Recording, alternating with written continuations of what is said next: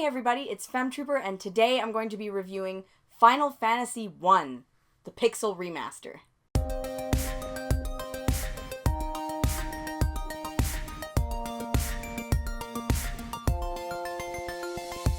First of all, I just want to say, yes, I have a cold, so I kind of sound like some husky 14-year-old boy. So if you're like, what? That's what's happening. So I had never actually played or beat or anything with Final Fantasy I, the original Final Fantasy. And I feel like as someone who loves JRPGs, it's definitely a game that I should play. Like, I owe it to myself as a JRPG fan to check out the original Final Fantasy. I've beat the original Dragon Quest, absolutely loved it, it was such a fun time, and I played the modern version, the Switch version, and so I'm playing now the modern version on Switch of Final Fantasy. So, not to compare anything, but wow, Final Fantasy is huge, it's massive, it is so much bigger than I ever expected, and the reason for that is because I beat Dragon Quest 1, like the original, and it's quite a short game. It's kind of considered the original JRPG, and it's very simplistic. There's just one person in your party. It's very simple.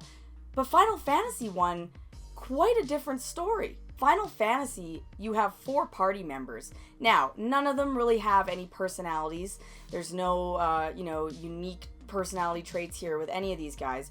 That's okay. Because you still get 4 party members, and I thought that was really neat to start right away. You know, the start of a series, you get 4 party members. I thought, wow, that's okay, that's pretty cool here.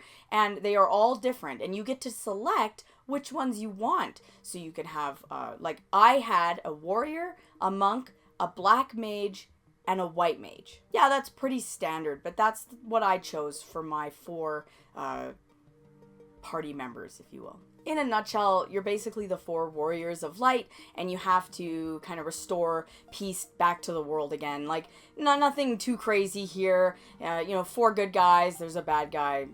Simple JRPG tropes. I mean, it came from here, and this is one of the original JRPGs, and yeah, it's exactly kind of what you expect. Now, in terms of today's standards, I would obviously be, like, kind of bored by a story like that, but it's fine. This is from 1987. I have no issues with it. The story is fine. This is one of the original JRPGs ever, so it's actually really good. I was totally fine with that, and to be fair, the more complex a story gets, the more I sort of check out and go, huh? So I was actually, like, pretty okay with the story. The only thing I wish it had, which is fine, I realize it's from 1987, and they weren't really doing that, is if all the characters had their own personalities, because I really like that when they, talk to each other, and, so-and-so is like this, and the other person's like this. That's not what you're getting here, and that's totally okay, but that's the only thing I wish it had, but that's fine. It's totally okay. Music-wise, honestly, it's really great. It's fantastic, and the Pixel Remaster, because that is the version that I played, is really cool because you can play the original NES music.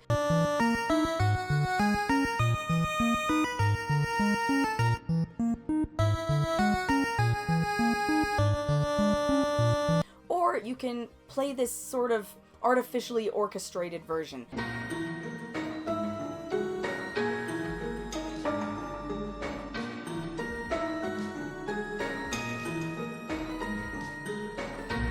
Now, I'm going to be honest here, for the majority of the game, I did play it with this new orchestrated music.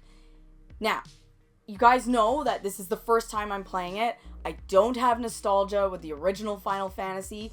I have nostalgia with old games, but not this game. So I actually really enjoyed the orchestrated music. It just made it more fun for me. I think had I played it originally back in the day, I would have maybe turned on the original music and it's like MIDI form, 8-bit. But I don't know, for some reason, I actually was enjoying the new orchestrated music. Despite it not being like a real orchestra, it sounds pretty good, and I actually liked it. So, whatever you guys want to think on that, that's fine. But I actually did enjoy the new music for it because it just made it come to life a little bit more for me, and I did like it. Here's where we're going to get into something where I actually do feel a little bit ashamed. So, it's no secret around here that when I play a lot of games, I do select the easiest mode.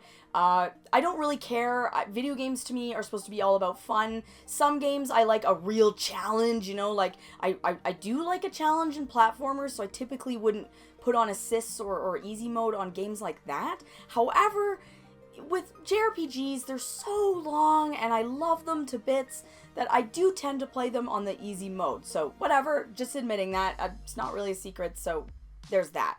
With this, with the Pixel Remaster version, there's no easy mode. However, there are boosts that you can put on. And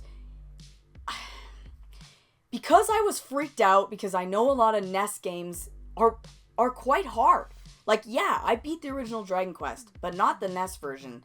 I mean, maybe I could do it. I've never actually tried, but I did play it on Switch. There's no boosts on that. I think it's been, you know, there's some quality of life improvements that they added, and I just played it as is.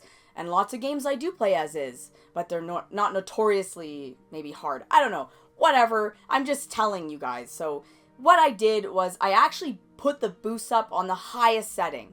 And I was really enjoying myself at first because I was like, okay, I'm not having any issues, but I'm still having a good time. And to be fair, I did have a good time from the start of the game to the finish, to the end.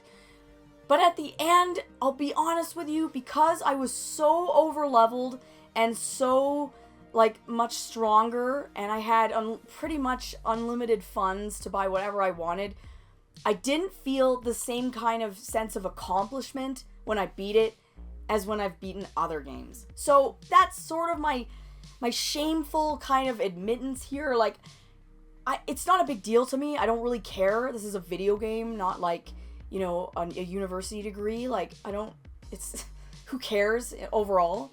But a part of me is like, you know what? I know me. If I had played with 0 boosts, I probably would have been mad.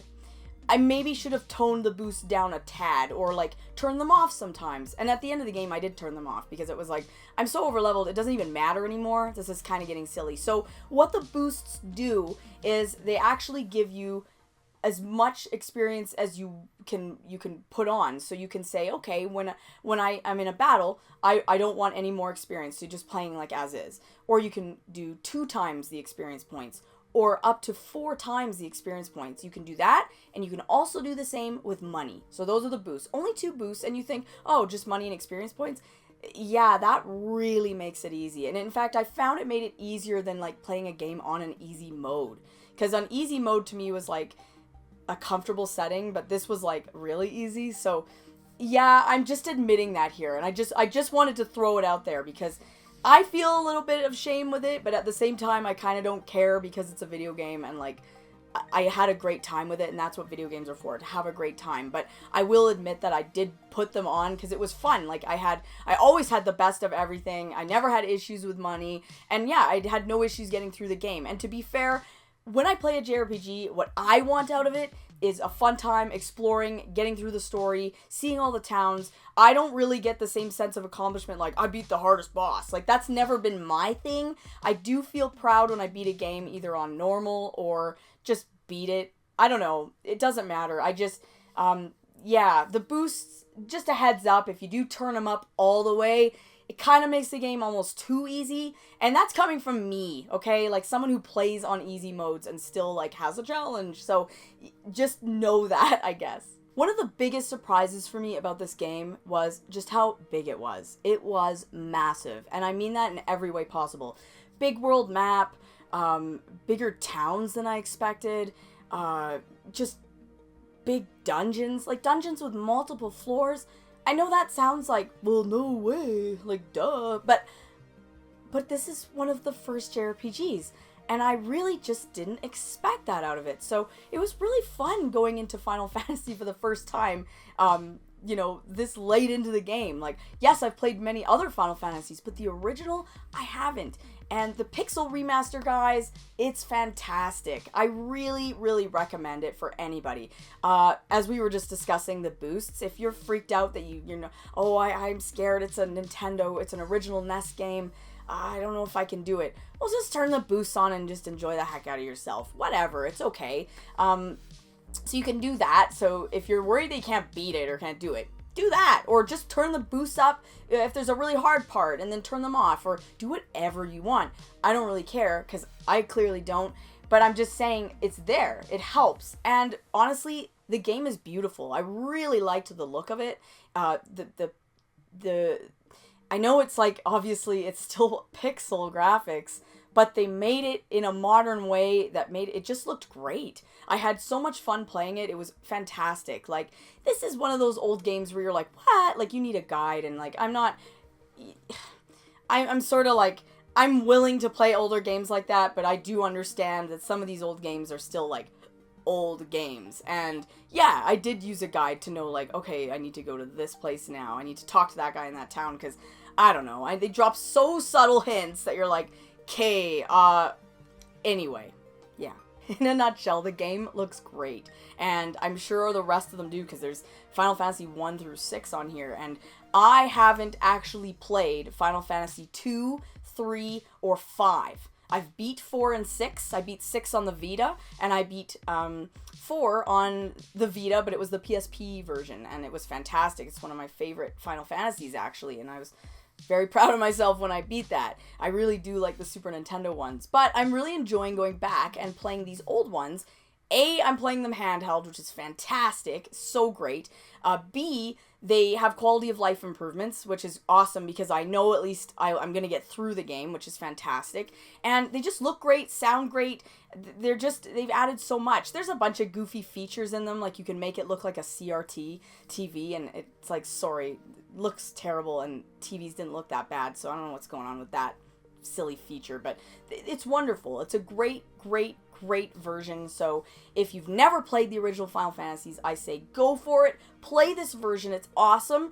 And if you have played them, I think it's a great, blast from the past. Like, check it out. Like, it's great. It's a wonderful way to play them. I know Final Fantasy in particular has been ported to like everything known to man, but this specific version I really thought looked good. Like, as someone who does respect and like older games, like my favorite game of all time is Earthbound, and I really just thought this looked great. I thought it looked stellar. It almost made Final Fantasy, kind of like took it from 8-bit to 16-bit, and it looks fantastic. It really plays well. The game is a lot bigger than you think maybe it is, because I really thought it was going to be bare bones like Dragon Quest 1 was, and it is really not. There's a lot going on. There's so many people to talk to. There's tons of places to explore. There were so many like dungeons that were like pretty intense. Like, there's this one fire dungeon that you go in, and if you walk on certain spaces, it damages you because it's like you're walking on lava. And I just thought, that seems really like a normal thing nowadays, but like back then, to put that in the first one,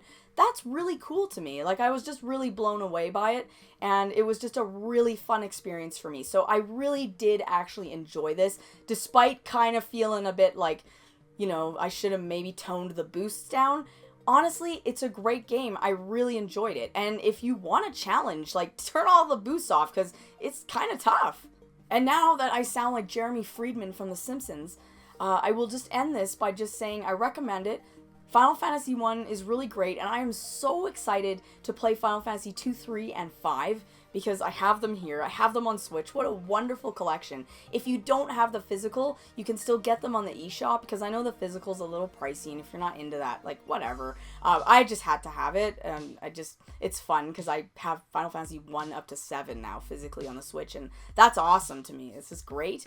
But yeah, I really love what they did with this collection. This was not, because sometimes they re-release stuff and you're like, but this is worthwhile. This is a really, really great collection. It's worth your time, and definitely play the original one, because wow, I was just really blown away. I mean, it's not that I didn't expect the music to be great. I mean, it's Nobuo Uematsu, but it was really, really great. Like, everything about this was fun, and I know it doesn't have a deep story, but it's one of the first JRPGs, and it was just a really neat experience that I am so glad that I have finally played now. Have you guys played Final Fantasy, the original? If so, let me know. What are your thoughts? Have you played this specific version, like the Pixel Remaster? Tell me in the comments, and please remember to like and subscribe, and of course, I'll see you guys in my next video.